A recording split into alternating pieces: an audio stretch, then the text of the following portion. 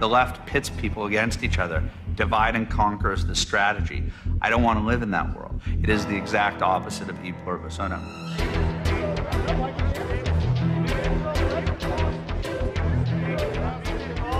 You falsely accused me of being involved in a racial incident. He said you were involved. You are. He said he was. You are very racist. He said he was. You're going to be dealt with. He said he works for you. It's going to come to light who you really are. It's going to come to light who you really are. Hey, just answer one question, yes or no? What about the fake person? Yes or no?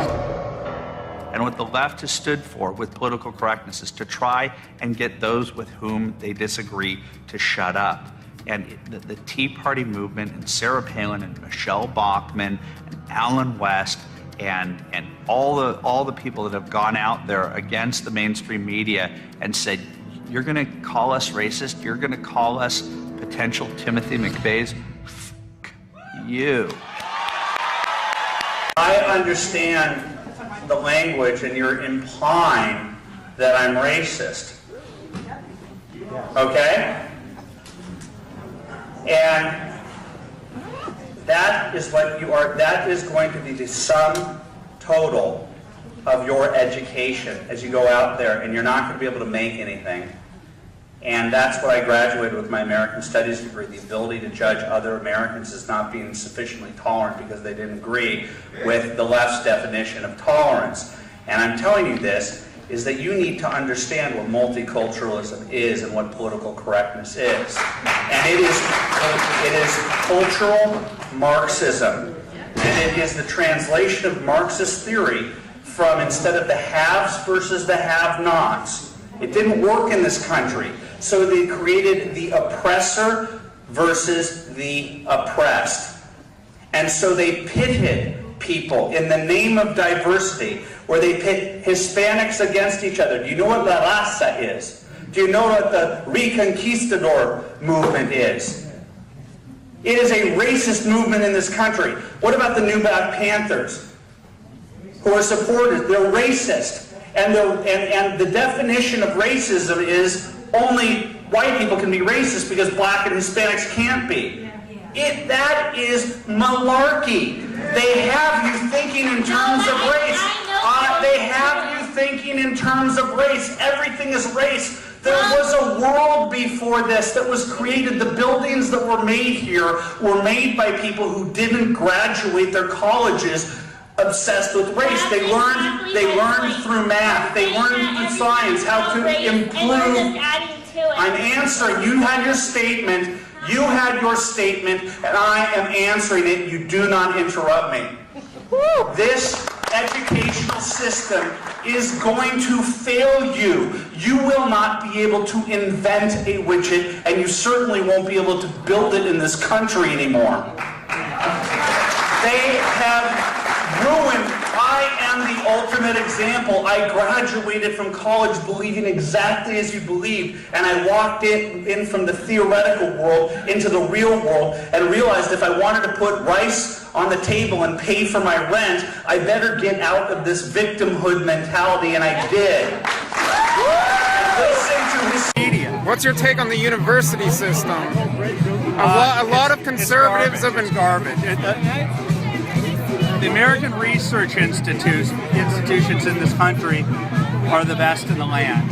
The engineering departments, the science departments, but the humanities departments in our lifetime have been turned to shit. And these kids I feel sorry for here, who are sitting around with their gender studies degrees and $200,000 in debt, crying that the system failed them, and they did. They won't be able to afford their first down payment on a house until they're 45 years old, but they'll be able to quote Maya Angelou.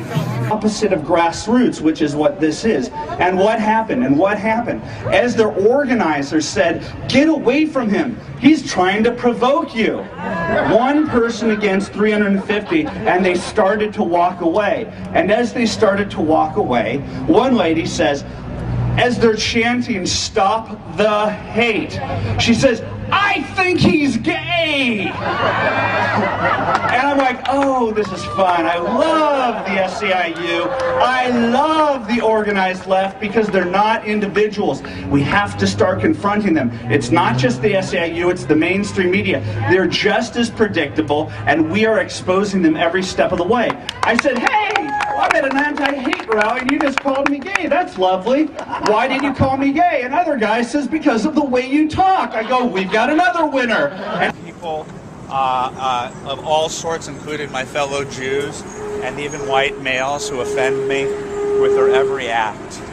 I see things through the prism of race and sex and religion, and I'm enraged. And I need to go take on everyone, especially the Caucasian white male. Oh, okay. And where are you going to do that? Wherever I find them. There's an outrageous man driving a vehicle. I'm going to confront him. Okay, I get it. No. It's so not centrally organized that it could hurl accusations at it, and there would be no central organizing force that could defend against the accusations that it was racist or sexist or homophobic, which is an absurd accusation to hurl at 10 million people who are simply saying that they want an accountable government and they want limited government and they want a government that spends money wisely and doesn't overspend money and lives within its means. It's an absurd thing. But Omar said something profoundly stupid, that he thought that these guys were heroic, that they showed extreme bravery to fly into the World Trade Centers. I understand what he meant, though, that they were willing to sacrifice their lives. But all it is, don't get so offended, it's cynicism. That's all. That he is the sum of his cynicism. He just wants to say the most offensive thing because he knows that it's going to get a bark from the SEALs in the audience. That's all it was. And two Houston DJs started to act like the provost at your local, liberal arts college and said, let's get this guy off the air. I was like, uh-oh. Our narrative is that we're pro-freedom of speech. We're, and I went out there and I reached out to Prager, Handy, everyone. I said, oh my God, we have to stand by this guy on principle, okay? And they did. All of them said, hey, wait a sec, stop going after him, let this exist, because we have to abide by this type of retribution every single day when we defend our basic American Judeo-Christian, democratic, limited government, constitutional principles. Where they kick you in the nuts until you barf up your own bowels. And you go, fine, I'm a patriarchal, racist, anti-gay, just do whatever you want to me. And that is why we have a nation of eunuchs. That's why we have a nation of men that are afraid of being pilloried by Tom Brokaw and Peter Jennings and Dan Rather. That they know that if they don't accept the social justice, liberal, they change it every week, progressive, because because they don't believe in free speech unless they're being kicked out of Zuccotti Park. Propagandist and a Tea Party loyalist. His new book is called Righteous Indignation, Excuse Me While I Save the World. Not a very modest title. In the book, you will find scarcely a word about one of his most infamous episodes involving Shirley Sherrod, the former USDA official fired after a video of her was posted on a Breitbart website. Sherrod is now suing Breitbart for accusing her of racism after showing, quote, a deceptively edited clip. And I'm delighted to say that Andrew Breitbart joins us now. Good afternoon, sir. Well, I don't accept the premise. But let me move forward. In your book, which I've read, you write, I'm not religious and I'm certainly no theologian, but if there's one thing in religion that speaks to me, it is the idea of absolute truth. We start by uncovering the truth and telling everyone about it. So those are your words. Absolutely. So, You know what you're protesting? How much are you getting paid? You will be the last to find out you've been duped. Enjoy yourself. You don't even know why you're here. You don't understand why you're here. You don't understand why you're here. How much are you getting paid? We know very well How much are you we're getting here. paid? We're not How much getting paid. are you paid? We're not paying anybody. Nobody's getting paid. We are here. Are you here to stop the hate? Yes. Are you a hateful man? I'm certainly not. You're hateful. I'm a peaceful man. What are you here for? I am here to stop the hate that Glenn Beck is promulgating. Like in this what? country. One thing that he said that's hateful. One thing that he said that's hateful. One, not 100. One. I'm not going to fall into your trap. It's a trap. Truth is a trap. He should not be allowed Why is he a coward? to take Why is he a that from coward? us. Why is he a Take coward? that money Why is he a from us. coward? Why is he a coward? Because Your you sign pay says everything back to the cowards. Why is he a coward? Because Why is he a coward? he stands there on his I'm asking him. That's what his sign he says. stands on in his TV show. It just, you know what? Why is he a coward? Your sign has a very clear statement.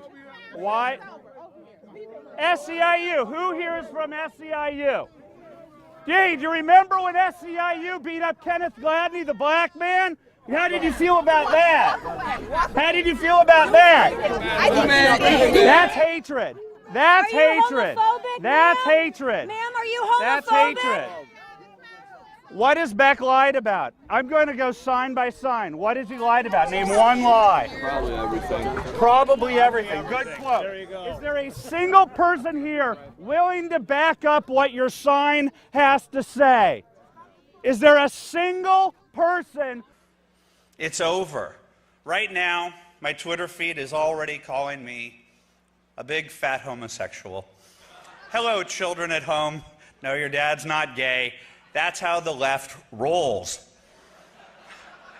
Everybody asks me, why do you retweet? Hey, why do you do that? I can't tell you how many people I admire.